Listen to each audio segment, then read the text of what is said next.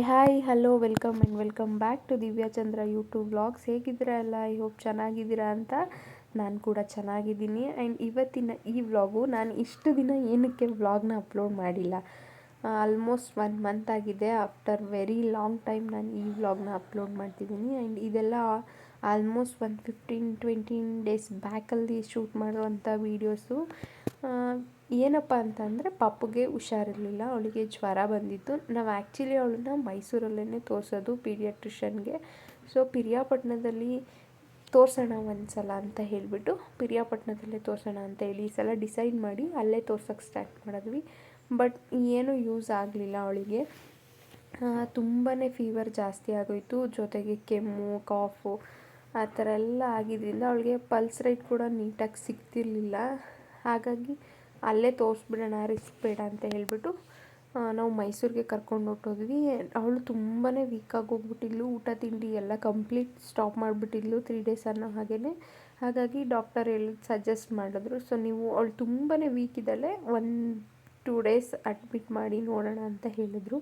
So 2 days ಅಂತ ಹೇಳಿದ್ರು, almost 4-5 ಡೇಸೇ ಅವಳನ್ನ ಅಡ್ಮಿಟ್ ಮಾಡಿದ್ವಿ ನಾವು. ಅವಳಿಗೆ ಫೀವರ್ ಕಂಟಿನ್ಯೂಸ್ ಆಗಿ ಬಿಟ್ಟು ಬರೋದು, ಕೆಮ್ಮು ಆ ಥರ ಎಲ್ಲ ಆಗಿಬಿಟ್ಟಿತ್ತು. ಹಾಗಾಗಿ ಅವಳನ್ನ ಅಡ್ಮಿಟ್ ಮಾಡಿದ್ವಿ. ಆ್ಯಂಡ್ ಅವಳಿಗೆ ನಿಮೋನಿಯಾ ಸ್ವಲ್ಪ ಆ ಥರ ಪ್ರಾಬ್ಲಮ್ ಕೂಡ ಫಸ್ಟ್ ಒಂದು ಸಲ ಬಂದಿತ್ತು. ಇದೇ ರೀಸನ್ಗೆ 2 ಇಯರ್ಸ್ ಬ್ಯಾಕ್ ಕೂಡ ನಾನು ಅಡ್ಮಿಟ್ ಮಾಡಿದ್ದೆ. ಸೇಮ್ ಟೈಮ್ ಅದೇ ರೀಸನ್ಗೆ ಇವಾಗಲೂ ಕೂಡ ಅವಳನ್ನ ನಾವಲ್ಲಿ ಅಡ್ಮಿಟ್ ಮಾಡಿದ್ವಿ ಮೈಸೂರಲ್ಲಿ. ಹಾಗಾಗಿ ಅಡ್ಮಿಟ್ ಮಾಡಿ ಒಂದು 4 ಡೇಸ್ಗೆ ಡಿಸ್ಚಾರ್ಜ್ ಮಾಡಿದ್ರು. 4-5 ಡೇಸ್ಗೆ ಡಿಸ್ಚಾರ್ಜ್ ಮಾಡಿಸ್ಕೊಂಡು ನಾನು ಊರಿಗೇನು ಹೋಗಲಿಲ್ಲ, ಅಮ್ಮನ ಮನೆಗೇ ಬಂದೆ. ಅವರು ನೆಕ್ಸ್ಟ್ ಇನ್ನೊಂದು 2-3 ಡೇಸಲ್ಲಿ ಮತ್ತೆ ಒಂದು ಬರಬೇಕು ಅಂತ ಹೇಳಿದರು. ಹಾಗಾಗಿ ಅವಳಿಗೆ ಇಂಜೆಕ್ಷನ್ಸು ಮತ್ತು ಆ್ಯಂಟಿಬಯೋಟಿಕ್ಸ್ ಸ್ಟಾರ್ಟ್ ಮಾಡಿದರು. ಮತ್ತು ಅದೆಲ್ಲ ಇತ್ತು, ಅದೆಲ್ಲ ಕಂಪ್ಲೀಟ್ ಆಗಬೇಕು, ಮತ್ತೆ ಬರಬೇಕು ಅಂತ ಹೇಳಿದರು. ಹಾಗಾಗಿ ಅಲ್ಲೇ ಉಳ್ಕೊಂಡಿದ್ವಿ ನಮ್ಮಮ್ಮನ ಮನೇಲಿ. ಅಲ್ಲಿಂದ ಬಂದಮೇಲೆ ನನ್ನ ಮಗಳು ಸ್ವಲ್ಪ ಪರವಾಗಿಲ್ಲ, ಚೆನ್ನಾಗಿದ್ದಾಳೆ. ಅಂದರೆ ಕೆಮ್ಮೆಲ್ಲ ಹಾಗೆ ಇದೆ, ಇನ್ನೂ ರಿಕವರ್ ಆಗಿಲ್ಲ. ಬಟ್ ಓಕೆ, ಆಟಾಡೋ ಥರ ಇದ್ಲು. ನಮ್ಮಮ್ಮನ ಜೊತೆ ಕೂಡ ಅವಳು ಆಟಾಡ್ತಿದ್ದಾಳೆ, ನೋಡ್ತಿರ್ಬೋದು ನೀವು. ಹಾಸ್ಪಿಟಲ್ ಎಷ್ಟೇ ಆದರೂ ಹಾಸ್ಪಿಟಲ್ಲು ಮನೆ ಅಲ್ವಾ, ಫ್ರೀಯಾಗಿರ್ಬೋದು ಅಂತ ಹೇಳಿಲ್ಲ ನಾನು, ಬಿಟ್ಟೆ ಅವಳ ಪಾಡ್ಗೆ ಅವಳು ಆಟಾಡಲಿ ಅಂತ. ಆ್ಯಂಡ್ ಇಲ್ಲಿ ನನ್ನನ್ನು ಕೂಡ ನೋಡ್ತಿರ್ಬೋದು ನೀವು. ನಾನು ಹಾಸ್ಪಿಟಲಲ್ಲಿ ಇದ್ದು ನಾನು ಕೂಡ ಫುಲ್ ಪೇಷಂಟ್ ಆಗೋದೆ.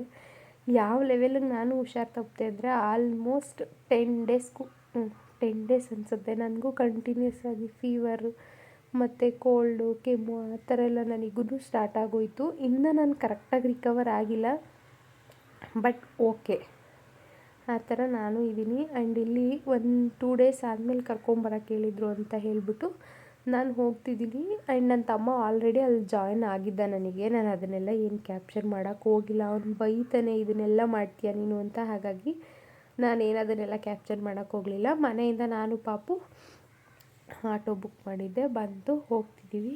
ಆ್ಯಂಡ್ ಅವಳನ್ನ ಅಲ್ಲೆಲ್ಲ ತೋರಿಸಾದ್ಮೇಲೆ ಸ್ವಲ್ಪ ಆದಷ್ಟು ಇವಳನ್ನ ಬೆಚ್ಚಗೆ ಇರಿಸಿ, ಸ್ವಲ್ಪ ಕೋಲ್ಡು ಆ ಥರದ್ದೆಲ್ಲ ಬೇಡ. ಫುಡ್ಸು ಅಷ್ಟೇ ತುಂಬ ಇದೇ ಥರ ಇರಬೇಕು ಅಂತೆಲ್ಲ ಡಾಕ್ಟರ್ ಹೇಳಿದರು. ಹಾಗಾಗಿ ನಮ್ಮೂರ ಸೈಡು ಪಿರಿಯಾಪಟ್ಟಣ ಈ ಟೈಮಲ್ಲಿ ತುಂಬಾ ಕೋಲ್ಡ್ ಇರುತ್ತೆ, ನೆಕ್ಸ್ಟ್ ಲೆವೆಲ್ಗೆ. ನಮಗೇ ಆಗಲ್ಲ, ಅಷ್ಟು ಕೋಲ್ಡ್ ಇರುತ್ತೆ. ಹಾಗಾಗಿ ಅವಳನ್ನ ಕರ್ಕೊಂಡು ಬರೋದು ಬೇಡ. ಅದು ಅಲ್ಲದೆ ಮನೆಯಲ್ಲಿ ನಮ್ಮ ಅತ್ತೆ ಮಾವ ಅವ್ರಿಗೂ ಕೂಡ ತುಂಬಾ ಹುಷಾರಿರಲಿಲ್ಲ. ಹಾಗಾಗಿ ಮತ್ತೆ ಅವಳು ಚೆನ್ನಾಗಿದ್ದಾಳೆ, ರಿಕವರ್ ಆಗಿದ್ದಾಳೆ, ಅವಳನ್ನ ಕರ್ಕೊಬಂದು ಮತ್ತೆ ಇಲ್ಲೆಲ್ಲ ಇದು ಮಾಡಿದ್ರೆ ಮತ್ತೆ ಹುಷಾರು ತಪ್ಪಿಬಿಡ್ತಾಳೆ ಅನ್ನೋ ರೀಸನ್ಗೆ ನಾನು ಅವಳನ್ನು ನಮ್ಮ ಅಮ್ಮನ ಹತ್ರನೇ ಬಿಟ್ಟು ಬಂದೆ. ಬೇಜಾರಾಗ್ತಿದೆ, ಇರೋಕ್ಕಾಗ್ತಿಲ್ಲ ನನಗೇ. ಇಟ್ಸ್ ಓಕೆ, ನಮ್ಮಮ್ಮ ನನಗಿಂತ ತುಂಬಾ ಚೆನ್ನಾಗಿ ನನ್ನ ಮಗಳನ್ನ ನೋಡ್ಕೊತಿದ್ದಾರೆ. ಆ ಖುಷಿ, ಆ ಧೈರ್ಯ ನನಗಿದೆ. ಆ್ಯಂಡ್ ಇಲ್ಲಿ ನೋಡ್ತಿರ್ಬೋದು ಅವಳದೊಂದು ಕೆಲವೊಂದು ಕ್ಲಿಪ್ಪಿಂಗ್ಸ್ನ ನಾನು ಆ್ಯಡ್ ಮಾಡಿದ್ದೀನಿ ಅಷ್ಟೇ. ಆ್ಯಂಡ್ ಈ ಒಂದು ಪುಟ್ಟು ವ್ಲಾಗು ಇಷ್ಟ ಆಗಿರುತ್ತೆ. ಮತ್ತು ನೆಕ್ಸ್ಟ್ ಯಾವುದಾದ್ರೂ ಇನ್ನೊಂದು ವ್ಲಾಗಲ್ಲಿ ನಾನು ಇನ್ನೊಂದಷ್ಟು ವಿಷಯಗಳನ್ನ ಶೇರ್ ಮಾಡೋಕ್ಕಿದೆ, ಅದನ್ನೆಲ್ಲ ಮಾಡ್ತೀನಿ. ಆ್ಯಂಡ್ ಇನ್ನು ಯಾರೆಲ್ಲ ನನ್ನ ಚಾನಲ್ನ ಸಬ್ಸ್ಕ್ರೈಬ್ ಮಾಡ್ಕೊಂಡಿಲ್ವೋ, ಸೊ ಪ್ಲೀಸ್ ದಯವಿಟ್ಟು ಸಬ್ಸ್ಕ್ರೈಬ್ ಮಾಡಿಕೊಂಡು ವೀಡಿಯೋಸ್ನ ನೋಡಿ. ಹಾಗೆ ವೀಡಿಯೋಸ್ ಇಷ್ಟ ಆದರೆ ಲೈಕ್ ಮಾಡಿ, ಶೇರ್ ಮಾಡಿ, ಕಮೆಂಟ್ ಮಾಡಿ.